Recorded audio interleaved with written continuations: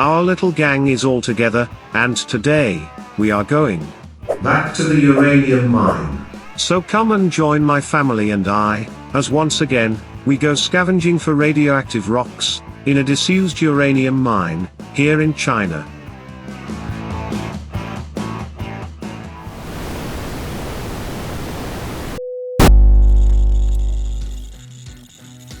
So, you might be asking yourself, who exactly are these crazy people, and what the hell are they doing, messing around in an old uranium mine?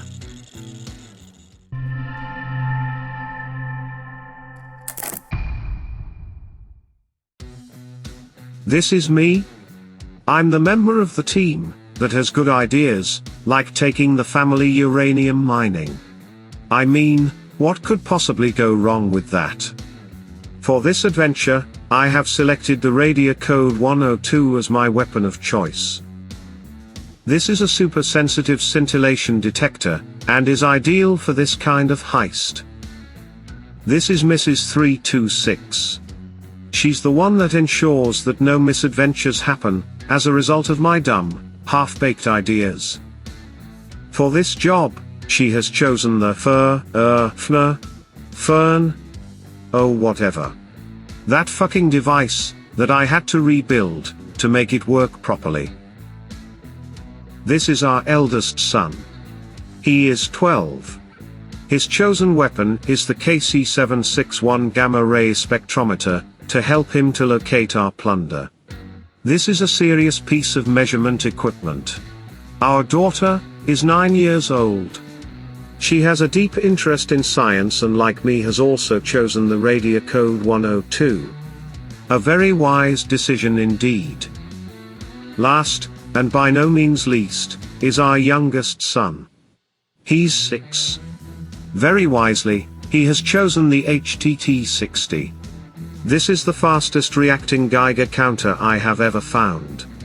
Perfect for a radioactive robbery. I have made review videos for all of these detectors, and the links for those videos are below.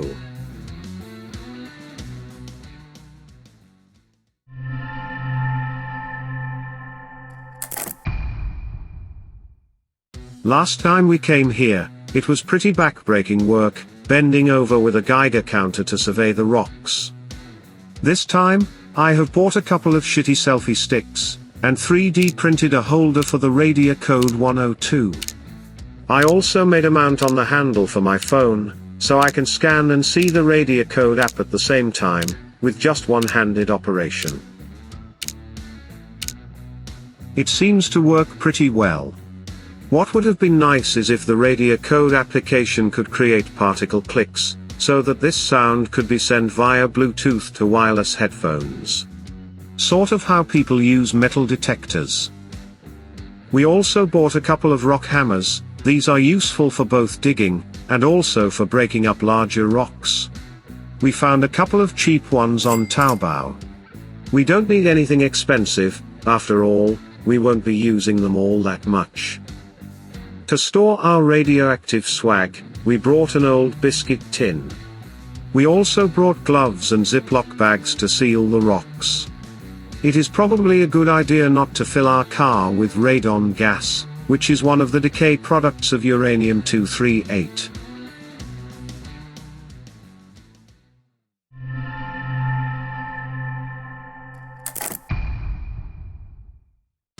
As we drove north to our target location, together, we planned our day at the uranium mine.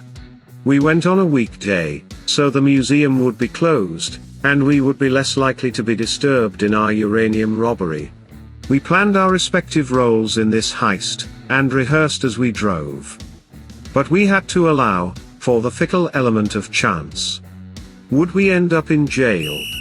Or maybe, we would not find anything. Or perhaps we would be up to our necks in hot rocks. But, so long as everyone had fun, and maybe learned something new, then I would count that as a successful day. I booked a hotel in a place called Yingde. The booking site claimed that there was something called the Chocolate Kingdom, right next to the hotel. It wasn't until we arrived at the hotel, that we realized the sheer scale and the level of insanity of this chocolate-themed amusement park. As you can imagine, the kids were totally against the idea of visiting such an establishment.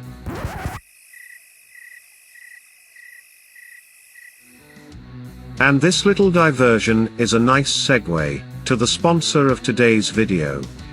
Please take a few moments to watch this very short presentation from our sponsor.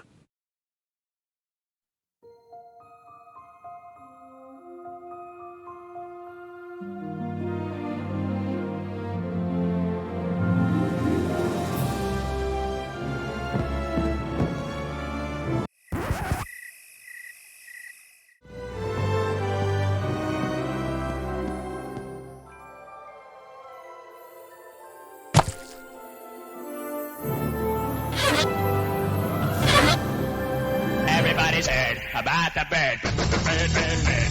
The bird's a winner when a bird, bird, bird. Bird is a winner when a bird, bird, bird. When a bird is a winner when a bird, bird, bird. The bird's a winner when a bird, bird, bird. When a bird is a winner when a bird, bird. The bird's a winner when a bird, bird, bird. The bird's a winner when a bird, bird, bird. So, you love theme parks, but you hate the long lines for the rides, right? Here at the Chocolate Kingdom, queues are not something that you need to worry about. Come on a weekday and you can have the entire place to yourself. So, get ready for a good time at the Chocolate Kingdom. Don't worry about those pesky rules about age and height restrictions. We don't discriminate against the young, or the vertically challenged. And if you like real thrills, then we dare you to try our 120-meter tall Ferris wheel.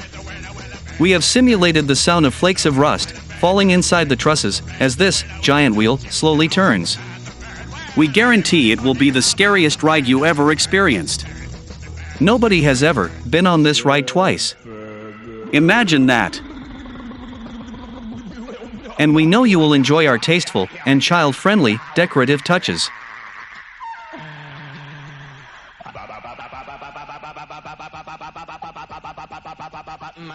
Every night, we have magic shows and even a fireworks display, so you can end the day with a bang.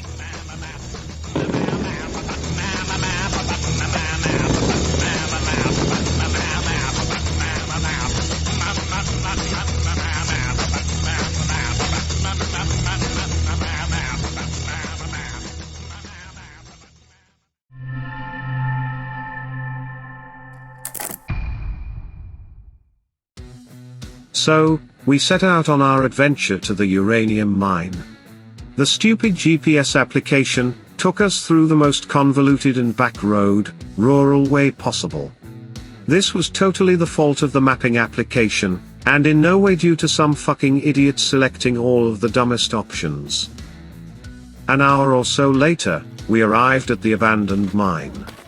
We immediately got to work on the tailings pile, using a pair of Radiocode 102s, searching for rocks of interest. Those rock hammers sure came in handy. At one point, we found an area that seemed like there might be a really spicy rock buried here. The deeper we dug, the higher the readings became. Once we reached a depth that gave us about 20 microsieverts per hour for activity level, the readings we got stayed the same, no matter how much deeper we dug. It soon became evident that what we had actually found was an area of soil that had been contaminated with some dust from the ore. We even found some small rock particles in the soil that gave a slight green fluorescence under ultraviolet light. We took a small sample of this soil and moved on. In one place in the tailing heap, there is an area that looks quite yellow in this video, but in reality is just an effect of the afternoon sun. The rocks here are actually brown, and this probably indicates that at one point, the mining operations hit a seam of iron ore. The vast majority of the rocks here are grey, and in fact, these grey rocks turned out to be more fertile with the treasure that we sought. The part of the selfie stick setup that was most useful was having a phone mount on the handle part. Having the Radioactive application open and displaying the dose rate over time was really damn helpful. I would highly recommend this to anyone else that is both as crazy as we are and who enjoys exploring these kinds of geological features. Overall, we had a great day out and found more than a few interesting rock samples. We didn't find any with much over 20 microsieverts per hour of activity, but that is also good. This was a family day out that was focused on learning and the joy of finding interesting things. This outing certainly wasn't about irradiating my family for fun. Coming from the old mine entrance is a small stream. I took a water sample so that I could measure if there was any increased background radiation present in this water. I was planning to take this sample back to Shenzhen and make a measurement in a shielded environment, but some fucking idiot mixed the bottle with the rest of the already opened hotel water bottles. Back at the hotel, I did an overnight measurement on all 3 bottles, but in that simple test, I didn't record anything above the ambient background.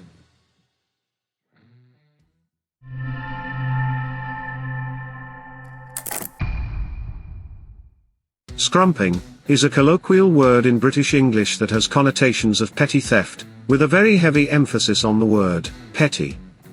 This word conjures up images of mischievous children taking a few apples from a neighbor's tree. I like to think of our raid on the disused uranium mine as little more than scrumping for radioactive rocks. Let me share with you what we found on our little adventure.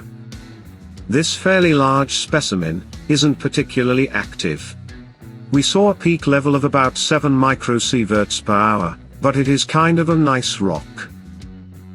When the rock is split open, we can see veins of iron pyrite permeating through it.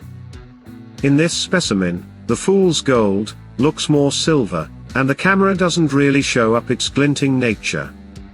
Our daughter patiently catalogued each of our samples. She weighed and also measured the peak activity of each one, before labeling them and individually bagging them up again. Here is all of the specimens we collected. Looking under ultraviolet light, we can see that most of the specimens showed some degree of fluorescence.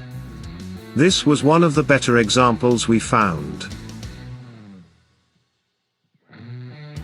But almost all of our rocky contraband showed at least some degree of fluorescence, and that made all of us pretty happy.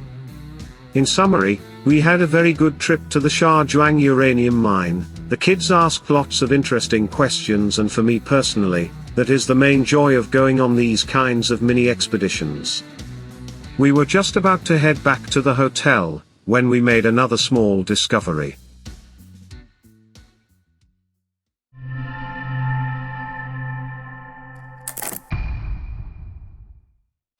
On the way back to the car, we noticed this small footpath and followed it. It took us to a small abandoned facility at the top of the tailings heap. On the way, we noticed the hoppers where the ore would have been dropped into carts after the initial sorting. This means that the rocks we were scavenging from the tailings heap were the rejects from this initial sorting process. In a previous video, I talked a little about the history of this mine and also that of Project 596, the project to build the first atom bomb of the People's Republic. This little mine certainly deserves a lot higher status within the official history of China. The tiny museum that is present here does not really convey the message that this site was vital to the 1971 United Nations recognition of the Beijing government. Quite literally, without the work that happened here, the China we know today would not exist.